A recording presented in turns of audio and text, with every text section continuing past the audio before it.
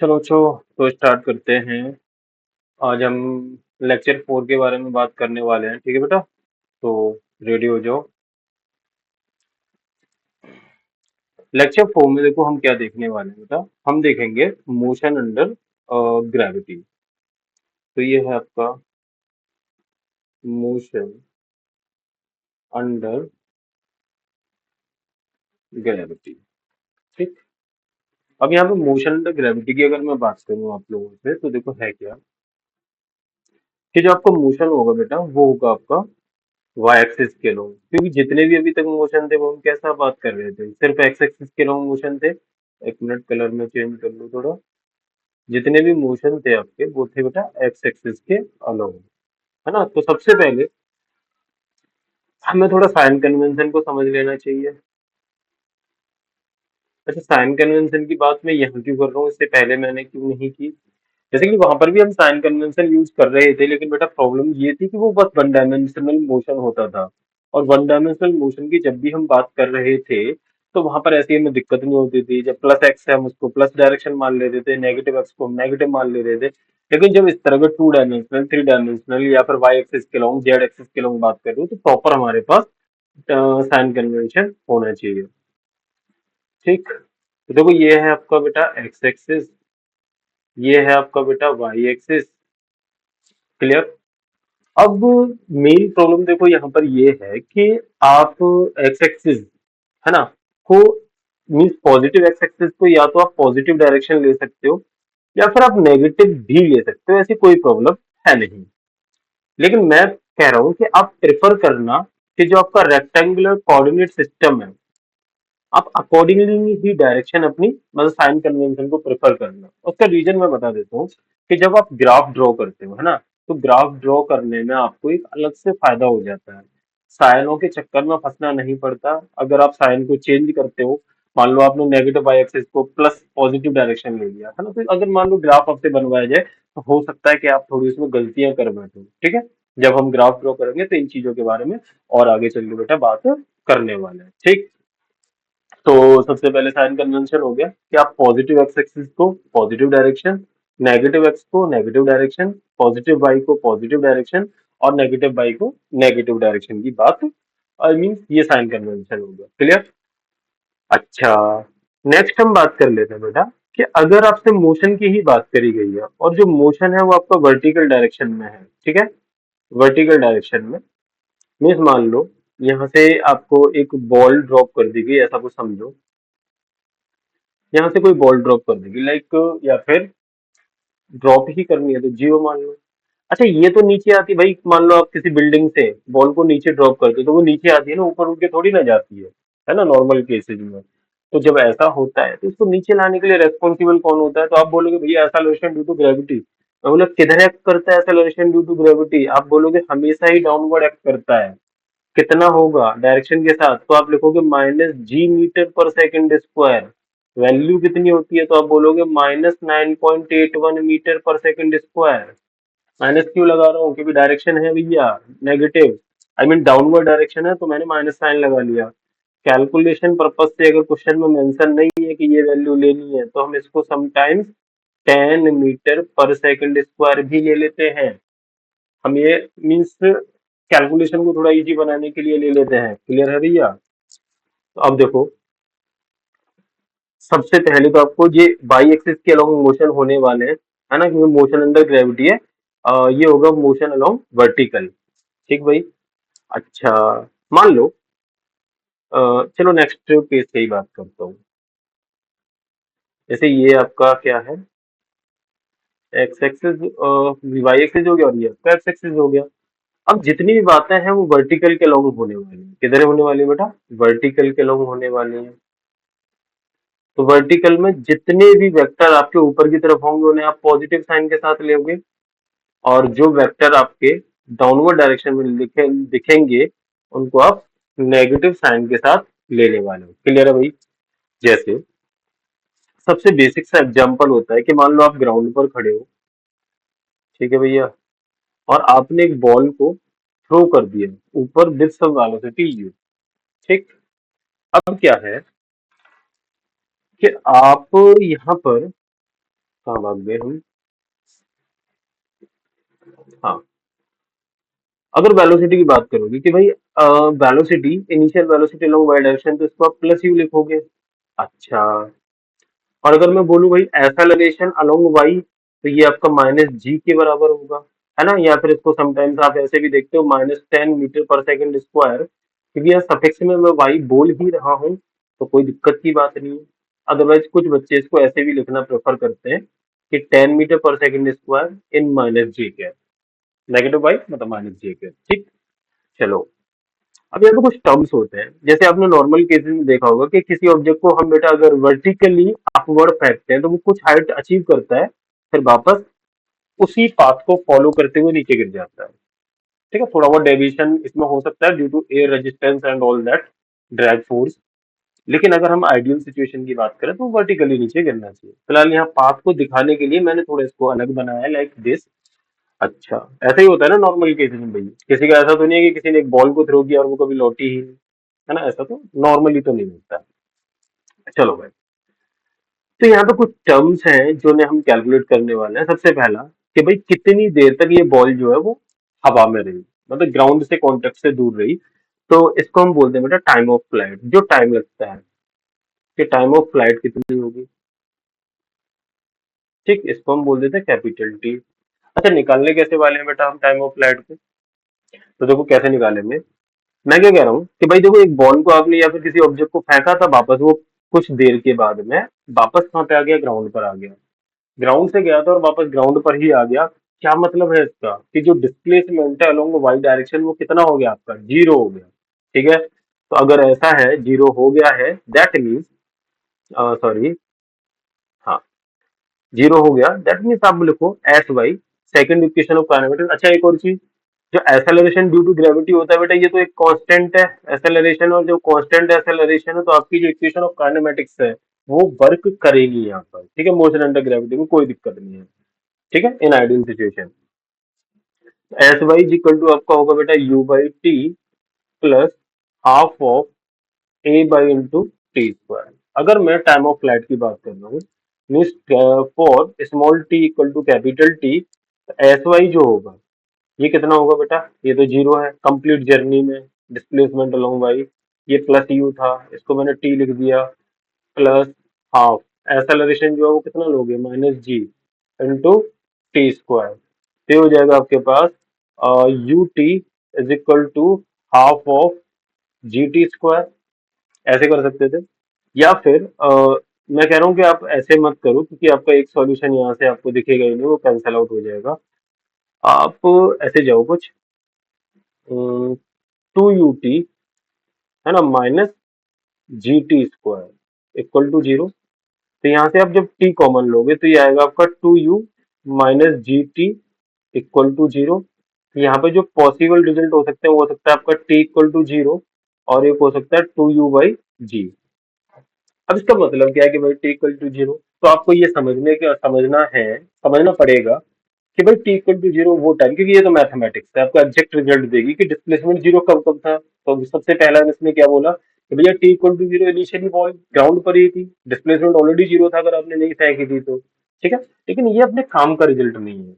अगर मैं फिजिक्स के पॉइंट ऑफ व्यू से बात करूँ तो ये अपने काम का रिजल्ट नहीं है।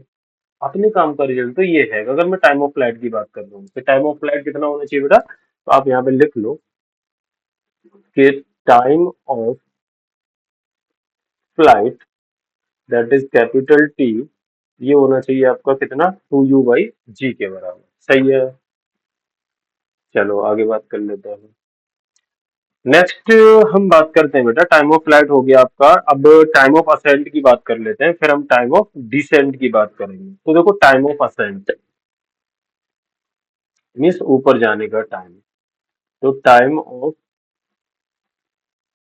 असेंट, ठीक, पहले समझो बात को कि मान लो ये आपका ग्राउंड है, यहाँ से आपने एक बॉल को ऊपर फेंका लाइक दिस, तो ये नीचे आएगी। तो यहाँ तक बेटा ये जो टाइम है ना, इसको हम टाइम ऑफ असेंट बोलेंगे। तो ये है आपका टी हाफ, मतलब आधी जर्नी का टाइम। ठीक, इसको टी हाफ न बोलकर आप इसको टी वन बोलिए, टी वन टी टू से रिप्रेजेंट करते हैं, अदरवाइज दिक्कत हो जाएगी। एक मिनट। हाँ, इसको T1 बोल देते हैं और इधर वाला जो नीचे आने का टाइम है इसको मैं T2 बोल देता हूँ, ठीक है। और ये जो T1 है इसी को मैं टाइम ऑफ असेंट बोल रहा हूँ, इसको आप लिख लो। और एक और हम यहाँ पर चीज निकालेंगे टाइम ऑफ डिसेंट, तो वो T2 हो जाएगा। पहले टाइम ऑफ असेंट की बात करें तो बेटा इस इंस्टेंट पर जो वेलोसिटी है वो क्या हुई होगी, एक इंस्टेंट के लिए जीरो हुई होगी। अगर जीरो ना होती तो ये कहाँ जाता, ये और ऊपर जाता। जीरो हुई है तभी तो रुका है ना। और जहां पर भी डायरेक्शन चेंज होती है मोशन की, वहां पे क्या होता है आपका, वेलोसिटी को एक इंस्टेंट के लिए जीरो होना पड़ता है। बढ़िया है। तो देखो ये कैसे निकालेंगे हम। मैं कहता हूँ v is equal to U plus A T. तो v कितना, जीरो फ्रॉम उस पॉइंट पर। इनिशियली ये प्लस यू था। एक्सेलरेशन की बात करें तो माइनस जी इंटू T1। तो यहाँ से जो T1 आ गया बेटा वो तो आ गया आपका पास u बाई जी। बहुत सही। ठीक, ये u बाई जी आ गया। अच्छा, अगर टाइम ऑफ डिसेंट की बात करें तो ये आप डायरेक्टली ऐसे भी निकाल सकते थे कि भाई टोटल टाइम ऑफ फ्लाइट में से T1 सब्ट्रैक्ट कर दो तो निकल आएगा, है कि नहीं। तो टाइम ऑफ डिसेंट अगर इसकी बात आपसे करी जाए मीन्स T2 टाइम, तो आप सीधा सीधा बोल दो, चलो भाई ऐसे ही कर लेते हैं। T2 इज इक्वल टू कितना, total time of flight minus T1। Total time of flight है 2u बाई जी। और जो टाइम ऑफ असेंट है वो है u बाई, सॉरी हाँ सही है। तो टाइम ऑफ डिसेंट कितना आ गया u बाई जी। अरे भाई ये तो बड़ी मजेदार चीज आ गई कि आपका T1 और T2 दोनों ही बराबर है। T1 और T2 दोनों ही बराबर हैं। अच्छा, एक और चीज देख ध्यान से, यहाँ पर बड़ी एक इंटरेस्टिंग सा रिजल्ट मैं तेरे को बताता हूँ। मान ली यहाँ पे तू रेफरेंस पॉइंट अपना चेंज करते जाए, मैं क्या कह रहा हूँ, एक मिनट, कि अगर तेरा ग्राउंड यहाँ होता, तूने यहाँ से फेंका होता, तो यहाँ से ऊपर जाने का टाइम नीचे आने का टाइम बराबर। और यहाँ कितनी भी तू रेफरेंसेज अपने देख ले, तेरे को ना रिजल्ट सेम दिखने वाला, लाइक दिस। और एक और लाइन खींच देता हूँ, लाइक दिस। ठीक है भाई। तो ये मैंने कहा ग्राउंड अगर यहाँ होता, एक मिनट, ग्राउंड अगर यहाँ होता तब ये टाइम जाने का और आने का बराबर, यहाँ होता तो जाने का आने का बराबर, यहाँ होता तो जाने का आने का बराबर। मीन्स यहाँ पे पॉइंट मान ले थोड़ी देर के लिए कि यहाँ से यहाँ तक जाने का टाइम, यहाँ से यहाँ तक आने का टाइम, यहाँ से यहाँ टॉप मोस्ट तक जाने का टाइम, और टॉप मोस्ट से नीचे आने तक का टाइम, ये क्या होने वाला है आपके, बराबर होने वाला है। ठीक। तो क्या ये भी बोल सकते हैं कि ये वाला टाइम और ये वाला टाइम आपस में बराबर, क्योंकि ये वाला और ये वाला बराबर, इन द सेम में ये वाला और ये वाला बराबर। बड़ी इंटरेस्टिंग सी चीज है ये, ठीक है भाई। लेकिन बड़े काम की है, क्लियर। इस पर क्वेश्चन मैं थोड़ा सा बता अभी करेंगे, कराऊंगा आप लोग को। लेकिन उससे पहले हम ये तो समझ ही चुके हैं कि भाई जो टाइम आने का और जाने का दोनों बराबर आ रहे होंगे। ठीक। अब यहाँ पर हम एक और चीज देख लेते हैं बेटा, कि कोई ऑब्जेक्ट अगर u वेलोसिटी से फेंका जाता है तो वो मैक्सिमम हाइट कितनी अचीव कर सकता है ना। Maximum height attain by the object, कि भाई मैक्सिमम हाइट कितनी अटेन की जाएगी किसी ऑब्जेक्ट के द्वारा। तो ये कैसे बताओगे भैया आप। तो आप बोलोगे कि देखो भाई एट टॉप मोस्ट पॉइंट, चाहो तो ये डायग्राम बना लो आप। Eight top most point object जब यहाँ से गया था तो इस पॉइंट पर वेलोसिटी क्या हो गई थी, जीरो हो गई थी। और अगर ये मैक्सिमम हाइट है, इसको मैं एच मैक्स से रिप्रेजेंट कर रहा हूँ, तो मैं क्या कह रहा हूँ कि आप थर्ड इक्वेशन से चले जाओ। V square equal to U square plus two A S. भाई final velocity zero, initial velocity plus U, इसका स्क्वायर कर दो। टू टाइम्स एक्सेलरेशन की बात करें तो minus G into displacement upward direction में पहली बार H M X positive sign के साथ। ठीक। तो यहाँ से आपका जो एच एम एक्स आ गया ये कितना आ गया भैया, तो यू स्क्वायर अपॉन टू जी के बराबर। नहीं आया, नहीं आया। अरे मैक्सिमम हाइट निकल आई कि नहीं निकल आई भाई। तो ये आ गया आपके पास यू स्क्वायर अपॉन टू जी। अच्छा, यहीं पर देखो एच एम एक्स ऊपर गया फिर एच एम एक्स नीचे भी आएगा, तो आपसे ये भी पूछ सकता है भाई टोटल डिस्टेंस कितनी ट्रेवल की जाएगी एक ऑब्जेक्ट के द्वारा in vertical motion, total distance travelled इस केस में, जब ground to ground vertical motion हो रहा है। सो ये आपका हो जाएगा two times of H max, that is two times of H max कितना हो जाएगा आपका U square upon two G, that is U square upon how G. सही है क्या भाई। चलो बढ़िया है, क्वेश्चन देखते हैं। तो क्वेश्चन क्या है, if time of flight of an object is T, if time of flight of an object is t, then find the maximum height attained by the particle. Then find the maximum height attained by the particle. ठीक है भाई। Acceleration due to gravity तो जानती है, तो लिखने की ऐसे जरूरत तो थी नहीं, बट फिर भी लिख देता हूँ। एक्सेलरेशन और ड्यू टू ग्रेविटी,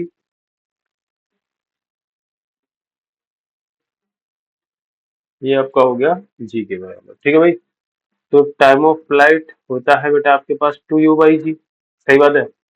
और जो मैक्सिमम हाइट होती है, ये होती है आपके पास u²/2g। इसमें और इसमें रिलेशन आपको अगर निकालना तो कैसे निकालना भाई, मैं कह रहा हूँ u निकाल लो। तो ये हो गया आपके पास 9999 GT/2, देख लो ना, GT/2 ये यहाँ चिपका दो। तो एच में बहुत इजी सा क्वेश्चन है। तो ये हो गया आपके पास G²T²/4 × 2 × G, फिर आ गया आपके पास 1/8 GT², खत्म। ठीक, आगे बात कर लेते हैं भाई। जैसे नेक्स्ट क्वेश्चन आपके पास है कि find the time at which the object is at a height of 15 metre, find the time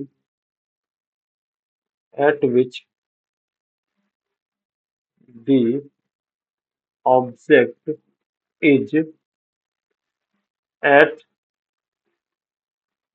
height of 15 metre if it is projected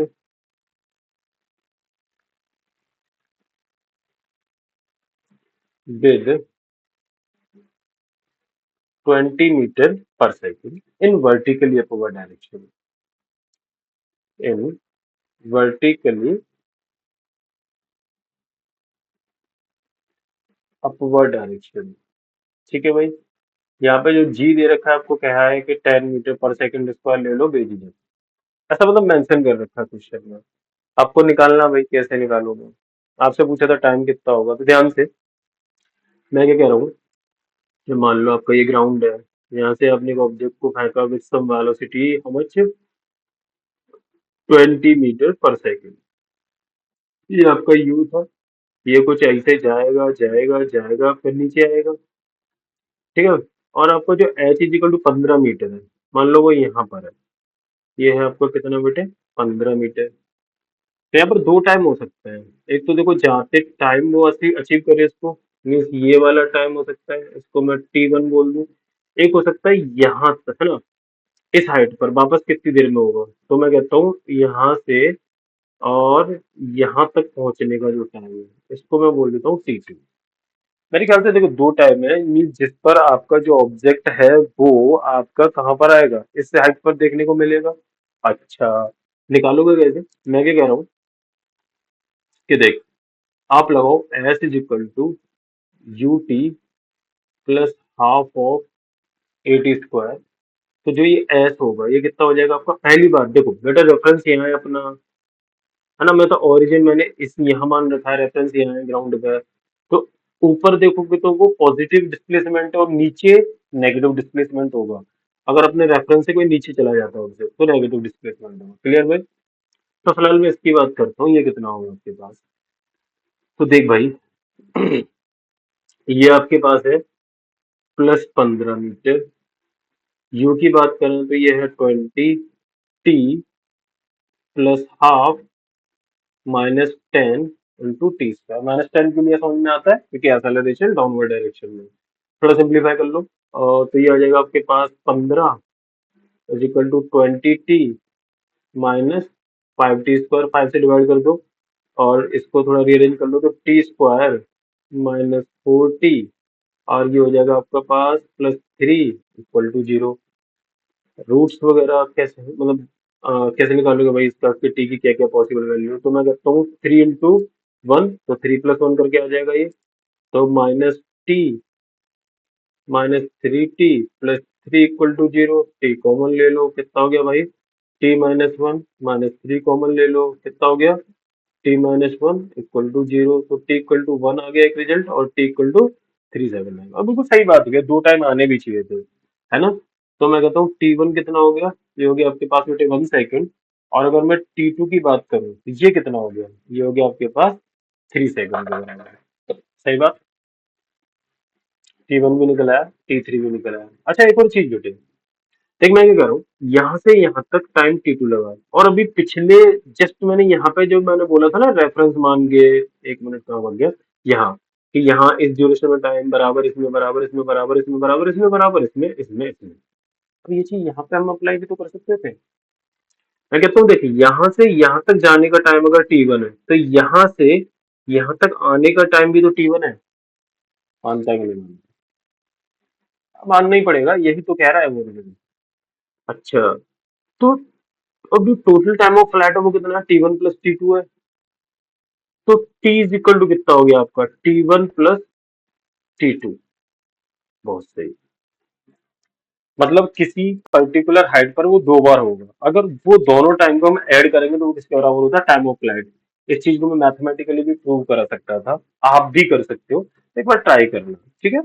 तो ये जैसे t1 t2 आप रूट निकालोगे जनरल एच लेके, है ना, और उन दोनों रूट्स को जब ऐड कर दोगे तो आपके पास t1 प्लस t2 की वैल्यू जो है वो 2u/g टाइम ऑफ फ्लाइट के बराबर आ जाएगी। ठीक है भाई। अच्छा, और कुछ पूछा था यहाँ हमसे? Find the time at which the object is at this time of flight भी बता सकते थे, फिर कितना हो जाएगा भाई? t1 plus t2 that is 4 second. आगे बात करते हैं। Next question. हम्म क्वेश्चन लिख देता हूँ पहले। With what speed should a body be thrown? With what speed should a body be thrown upwards so that the distance? एक मिनट बच्चों, थोड़ा सा मैं पहले देख लेता हूँ सब कुछ सही चल रहा है कि नहीं। ठीक है भाई। Distance is traversed in fifth second and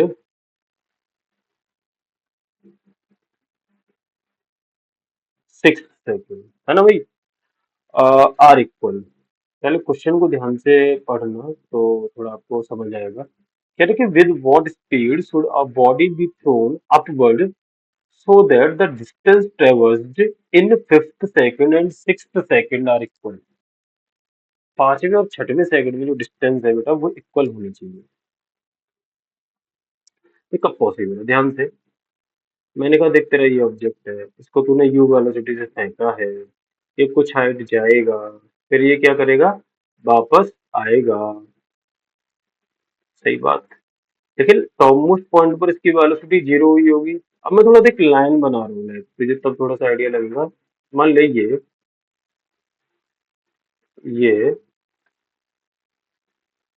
और ये कुछ इस तरह की। देख मैं क्या कह रहा हूँ कि फॉर दिस पर्टिकुलर केस बोलना कि पांचवें सेकंड में जो दूरी चली जाती है वही छठवें सेकंड में चली जाती है, ये कब पॉसिबल है? तो कहते हैं जब पांचवा सेकंड तेरा यहाँ पर आया हो, क्योंकि ये दूरी और ये दूरी बराबर हो सकती है, या फिर ये दूरी और ये दूरी बराबर हो सकती है, लेकिन कहीं ना कहीं उसमें आपका टॉप मोस्ट पॉइंट इन्वॉल्व रहा होगा। ठीक है, ऐसा नहीं हो सकता कि यहाँ जो दूरी चली गई है वो यहाँ बराबर चली जाए, ये चीज पॉसिबल नहीं होती। लेकिन ये इसके बराबर है, या फिर आप ये इसके बराबर होती, तो मैं कह रहा हूँ कि चल मान तेरा ये चला है, ये चला है ना, लेकिन डेफिनेटली पांचवा सेकंड कंप्लीट हुआ होगा तो छठवां चालू हुआ होगा, पहले तो ये समझ। और पांचवें सेकंड का मतलब क्या है कि चौथा सेकंड खत्म हो चुका है और पांचवा स्टार्ट हो चुका है। तो यहाँ पर ये कब रहा होगा? मैंने कहा टॉप मोस्ट पॉइंट पर रहा होगा टी इक्वल टू पांचवा सेकंड पर, क्योंकि यहाँ मोशन कैसा है बेटा? रिटार्डिंग है, और यहाँ एक्सेलरेटिंग है। ठीक। तो ये आपका जो ड्यूरेशन है t=6 सेकंड आपकी इस लाइन पर कंप्लीट हुई होगी और यहाँ t=4 सेकंड कंप्लीट हुई होगी। कुछ बच्चों को तो ये ऑब्वियस वाली बात लग रही होगी और कुछ बच्चों को लग रहा होगा भी ये क्या ही फालतू की बात है ना भाई।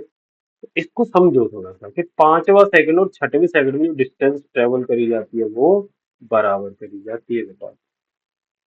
अब सोचिए कि एक्सेलरेटेड मोशन में मान लो स्ट्रेट लाइन मोशन होता है, ऐसा समझो ये आपका 5th वाला सेकंड है और ये आपका 6th वाला सेकंड है। मान लो ये एक्सेलरेटेड मोशन है, क्या ये कभी पॉसिबल हो पाता कि दो दूरी सेम चली गई होती? मान लो ये t=0 था आपका, है ना, और यहाँ वेलोसिटी u थी, जो ऑब्जेक्ट चलना स्टार्ट किया। 5वें सेकंड में और 6वें सेकंड में डिस्प्लेसमेंट कभी भी सेम हो सकता था अगर मोशन एक्सेलरेटेड होता? तो आप बोलोगे नहीं, बिल्कुल पॉसिबल ये चीज थी ही नहीं। तो ये कब पॉसिबल है? मैंने कहा कि ये चीज पॉसिबल थी कि मान ले ऐसे ऑब्जेक्ट जा रहा था, यहाँ रुका और ये ऐसे वापस आ गया। तो ये 5वां सेकंड में मान ले यहाँ से और यहाँ तक चला और 6वें सेकंड में यहाँ से यहाँ तक चला। ये चीज पॉसिबल है। तो मैंने वही तो कहा भाई वर्टिकल में, तो टॉप मोस्ट पॉइंट पर t=5 रहेगा। तो टोटल टाइम ऑफ फ्लाइट भी जानते हैं ना, टाइम ऑफ असेंट और टाइम ऑफ डिसेंट बराबर होते हैं। तो टोटल टाइम ऑफ फ्लाइट की बात करूं तो बेटा कितना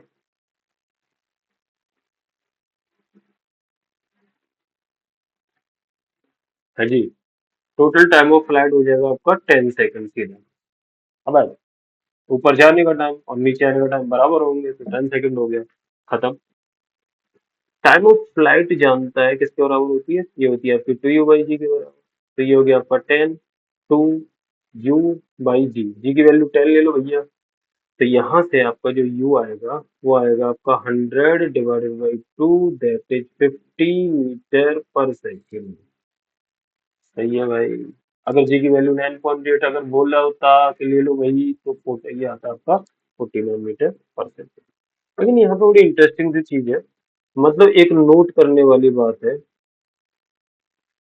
ये मैं पहले भी डायग्राम में बता चुका हूँ, अब इस पर थोड़ा सा और डिस्कशन करना था। मान लो ये ऑब्जेक्ट गया ऐसे, ठीक। मान लो ऐसा कुछ बोला होता कि आपका यहाँ ये है आपका 3rd सेकंड और 7th सेकंड, ऐसा एक एग्जांपल मैं ले रहा हूँ। और इन दोनों में जो जर्नी है वो बोला कि distance travelled in 3rd and 7th second are equal. तो टाइम ऑफ फ्लाइट कितना होगा अगर इस तरह की कोई सिचुएशन बन रही है ना? तो यहाँ पे मैं लिख देता हूँ distance travelled in 3rd and 7th second are equal. अगर ऐसा कुछ बोल दिया जाए तो टाइम ऑफ फ्लाइट बेटा कैसे निकालोगे आप? तो जो टाइम ऑफ फ्लाइट होता वो होता आपका 3 + 7 - 1। ठीक है भाई, दैट इज 9 सेकंड। अब ये चीज इसको और जनरलाइज करना है तो ऐसे इसको लिख ही लो बेटा कि एक distance travelled in x and y second अगर कॉन्जिक्यूटिव सेकंड्स ना हो तो, है ना, तब के लिए, और इवन जनरल भी काम करेगा। जैसे आप 5 + 6 वाला करके देखना तो भी आपका आ जाएगा। एक distance travelled in x and y second are equal. ये कैसे बेटा आर इक्वल है? देन टाइम ऑफ फ्लाइट ये कितना होगा आपका? ये होगा आपका x + y - 1 के बराबर। कितना होगा? x + y - 1 के बराबर। जैसे अगर मेरा ही एग्जांपल था, वहां पर 5th और 6th सेकंड का था ना, तो 5 + 6 - 1 टाइम ऑफ फ्लाइट कितना आ गया भाई? देख लो 10 सेकंड आ गया डायरेक्ट। मजेदार चीज है, डायरेक्ट आंसर। ठीक, आगे देखो, क्वेश्चन करते हैं। तो देखो क्वेश्चन क्या कह रहा है कि a particle is projected vertically upward. A particle is projected vertically upwards from a point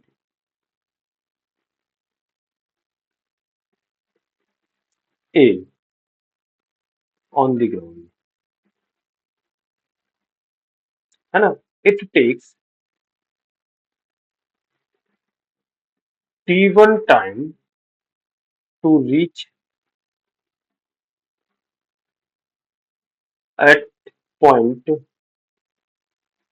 B, but it still continues to move.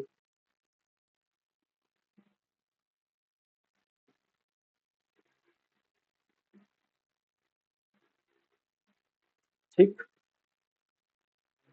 If it takes further t2 time, if it takes further t2 time to reach the ground from point B, to reach the ground from point B, then height of point B, then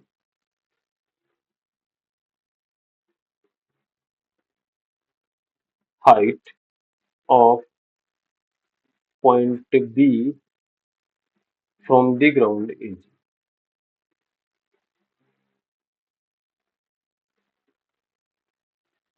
ground से height कितनी होगी? Options दिए गए हैं कुछ। ये है आपका half of ji t1 plus t2 का होल स्क्वायर। बी ऑप्शन है G terms of t1 t2। C option है 1/8 G terms of t1 plus t2 का whole square. And D option है आपका half of ji t1 t2। ठीक है भाई, question समझ में आया आपको? देखो मैं बता देता हूँ। एक ऑब्जेक्ट है ना, ये पॉइंट ए है, यहाँ से एक ऑब्जेक्ट को फेंका जाता है। अब यहाँ पर मान लो एक कोई पॉइंट बी है, और बी पॉइंट तक इसको पहुंचने में जो टाइम लगता है वो लगता है आपको t1। लेकिन इस बी पॉइंट के बाद इन्होंने बोला कि भाई इसके बाद भी ये बॉल ऊपर कंटिन्यूसली चलती रहती है।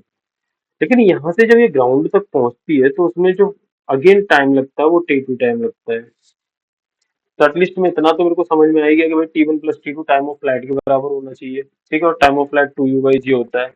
अच्छा, मान ले ये जो हाइट है बी पॉइंट की वो h है। मैं क्या कह रहा हूँ यार, सेकंड इक्वेशन से चला जा कि ऐसे भी इज इक्वल टू, मान ले इनिशियल वेलोसिटी तेरी कुछ u रही होगी। ठीक है, तो u t plus half of A T square लिखेगा। अच्छा, ऐसे भी कैसा है, plus h is equal to u t minus half G T square. सही बात है।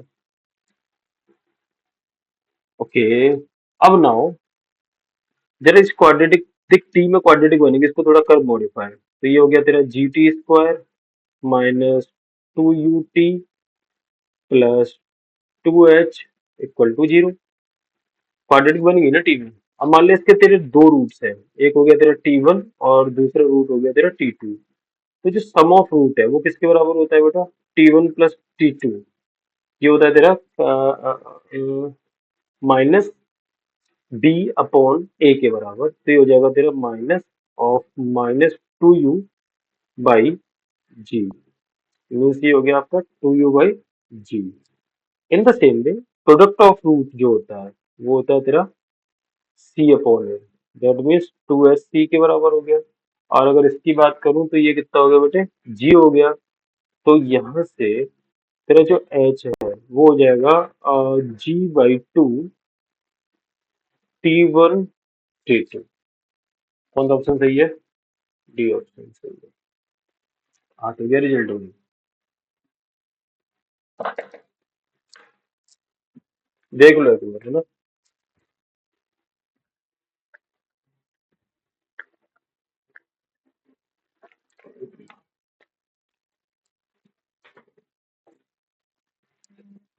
और देखते हैं क्वेश्चन, चलो।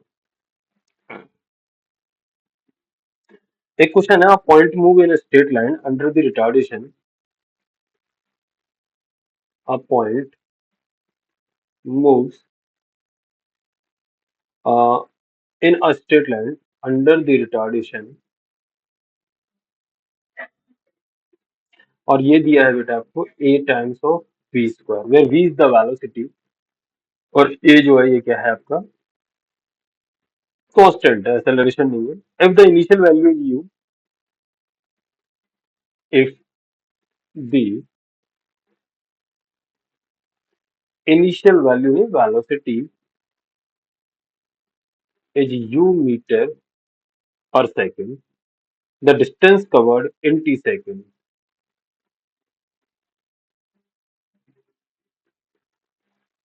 the distance covered in t second कितना होगा भाई? ऑप्शंस लिख देता हूँ, A U T, B option half 1/a L in A U T, C option 1/a L in 1 + A U T, D option ये है आपका A L in A U T. ठीक है भाई, चलो आगे बात कर लेते हैं। Point move under the retardation AB square है ना, if the initial velocity is u meter per second, the distance covered in t second, ये निकालना है आपको, कैसे निकालोगे? तो देख, पहली बात तो ये रिटार्डेशन है, ठीक। तो जो एक्सेलरेशन है यार, इसको कुछ और नाम दे देते हैं, एक्सेलरेशन को ए बोल दे, ठीक। ये हो जाएगा तेरा -ab²। अच्छा, और तेरे को तो वेलोसिटी चाहिए ना, the distance covered in T times, तो टी के टर्म में जाना है, तो मैं कह रहा हूँ dv/dt लिखे एक्सेलरेशन को, ये होगा तेरा -ab²। अब तू थोड़ा रीअरेंज कर, तो ये हो जाएगा dv/v² -a इंटू dt, ऐसे कर, ठीक है भाई। अब ध्यान से, टाइम, इन्होंने बोला इनिशियल वेलोसिटी u थी, तो t इक्वल टू 0 पर, ठीक, जो वेलोसिटी थी वो u थी, t इक्वल टू t पर जो वेलोसिटी है वो तो मुझे नहीं पता है, तो मैं इसको इंटीग्रेशन, पहले तो ये कितना आने वाला है, तो ये आएगा आपका -1/v के बराबर, लिमिट लगाए तो u से v तक जाएगी, और ये हो जाएगा आपका -a और t 0 से t।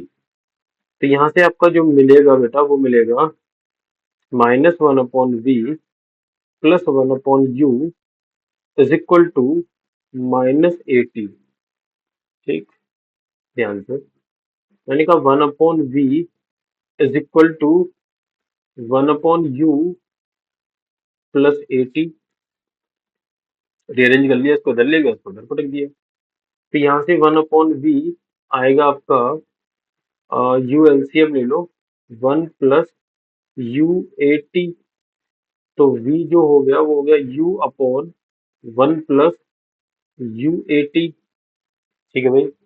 हमें तो डिस्टेंस चाहिए थी, कवर्ड इन टाइम t, तो इसको हम लिख दें dx/dt, तो ये हो जाएगा आपके पास u। अच्छा, एक और चीज, यहाँ पर किसी भी टाइम के लिए वेलोसिटी नेगेटिव नहीं होगा, ठीक है, दैट मीन्स डायरेक्शन चेंज नहीं हो रही है, और डायरेक्शन चेंज नहीं हो रही तो डिस्प्लेसमेंट और डिस्टेंस बराबर होगा, क्योंकि ये इन्होंने क्वेश्चन में ही बोला था कि जो मोशन है वो कैसा है, कि स्ट्रेट लाइन मोशन है, कोई चिंता की बात है नहीं।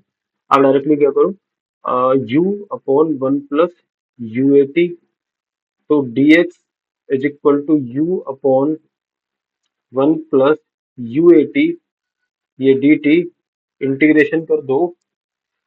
अच्छा, तो यहाँ से जो x आएगा भाई वो कितना आएगा? सबसे पहले तो u को कॉमन ले लो, यहाँ से आप ले लो u को कॉमन, तो ये हो गया आपका 1/1 + u at dt is equal to x, ठीक ठीक ठीक।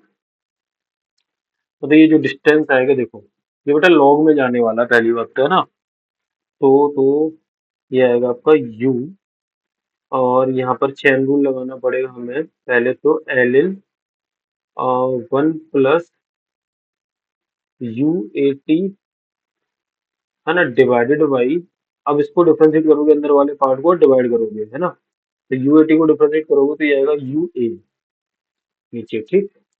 अब x इज इक्वल टू, देखो u से u गया तो ये आ गया 1/a ln 1 प्लस UAT। कौन सा ऑप्शन सही है? ये रहा, ठीक है।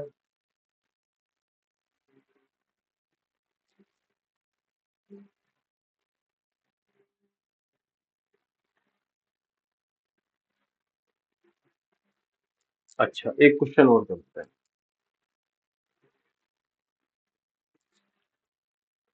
देखो क्या कहा, a ball is dropped from the top of a building. A ball is dropped from the top of a building, ठीक है भाई, full stop. The ball takes 0.5 second to fall the 3 metre length of a building, of a window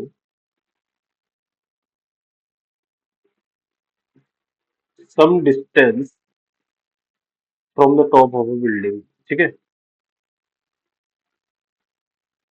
from the top of a building।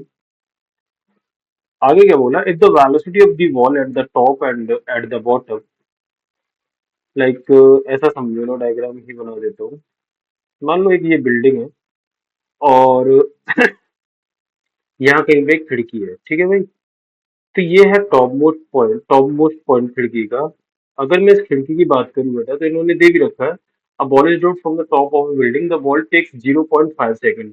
तो यहाँ से यहाँ तक पहुंचने में जो बॉल को टाइम लगता है वो लगता है आपका 0.5 second to fall the 3 metre length of a window. ये जो लेंथ है वो कितनी है, 3 मीटर है विंडो। और यहाँ पर जो वेलोसिटी है इसको उन्होंने VT बोला टॉप पर, और यहाँ जब ये क्रॉस कर चुके थे इसको बोला VV, velocity at the bottom, ठीक है। और बोला है कि take G is equal to 10 metre पर सेकंड स्क्वायर। मैंने डायरेक्टली लिख दिया है ना, बहुत थ्योरी लंबा क्वेश्चन था। और बोला कि भाई VA भी दे ही दिया, अब ऑप्शंस दिए थे कुछ, इन्होंने कहा कि VT प्लस VV, ये जो होगा आपका ये 12 मीटर पर सेकंड होगा। B option, VB minus VT is equal to 4.9 metre पर second. C option, VV VT is equal to 1 metre पर second. D option, VV upon VT is equal to 1 metre पर सेकंड।